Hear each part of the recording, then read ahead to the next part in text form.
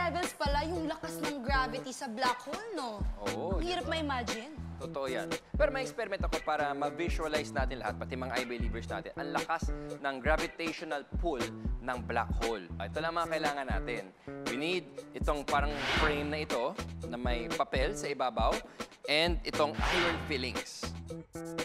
Imagine na yan ang mga planeta, mga asteroids, moons, and other bodies na lumulutang sa space. Itong mga maliliit na to, sa dami-dami niyan, okay? Ngayon, buksan natin ang ating iron fillings at sprinkle natin siya. Heavenly bodies. Heavenly bodies na lumulutang sa space. Tingnan nyo. Oy!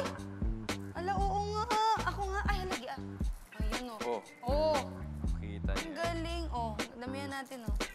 Hala, nag-form siya ng circle. Kahit saan mo tinapon yan, nahatak siya pag near enough siya. Ayan. Grabe yung gravity. So, nagtataka ka ba kung ano yung nilagay ko sa ilalim? Ano ba yun? Okay, yan ang tinatawag natin na neodymium magnet. Neodymium magnet. So, parang... Grabe. See, hindi na nga siya Diba humihiwalay. yan? Oh, Ganyan nadadala pala pa siya. kalakas yung force ng black hole. Grabe, nahihigop niya lahat. Oh, parang ganyan, pero times infinity ang lakas. Pero gets na gets mo yung idea niya.